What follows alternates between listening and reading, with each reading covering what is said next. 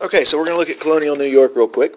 And the traditional date that we talk about Colonial New York is like 1664 is when it's created. But the facts are that actually the Dutch settle New York, and they don't call it New York, they call it New Netherlands in 1609. So if you'll notice, that's even before the Pilgrims arrived in Plymouth in 1620. It's after the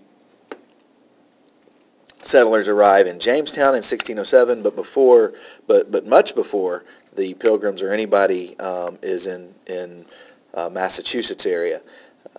The English have been patrolling and kind of checking out some of these areas, and even some of that before 1609, but it's first settled by the Dutch in about 1609. And so that's why that region is known as New Netherlands at that time.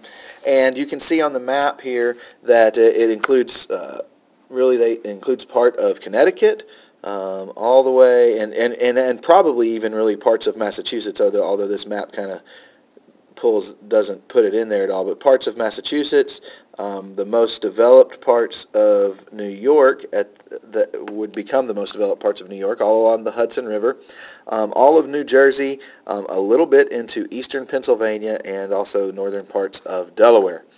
And so that whole region is known as New Netherlands.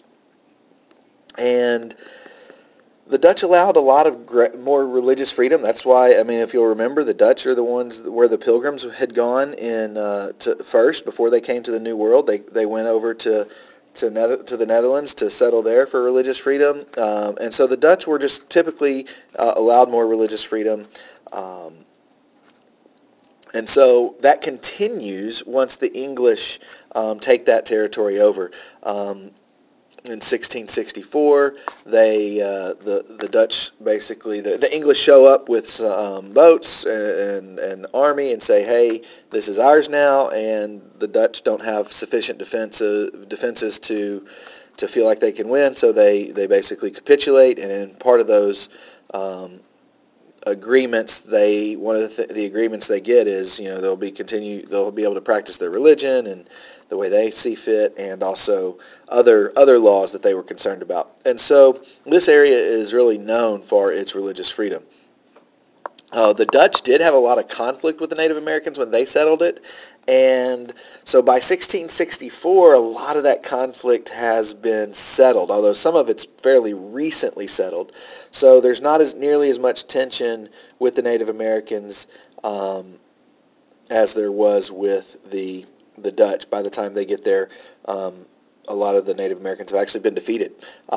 There's also this sense that the English might be a little easier for the Dutch to get, or not the Dutch, but the Native Americans to get along with. Roger Williams has actually helped a lot with that process. He's helped kind of settle things between the Dutch and the Native Americans. He had a very close relationship with the Native Americans of that region, spoke their language, and really went out of his way to try to keep the peace between the Europeans and the Native Americans. And both the Native Americans especially had a lot of respect for him.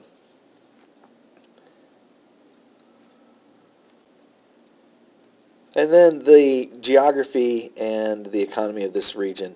As you'll see time and time again, the geography directly affects the economy.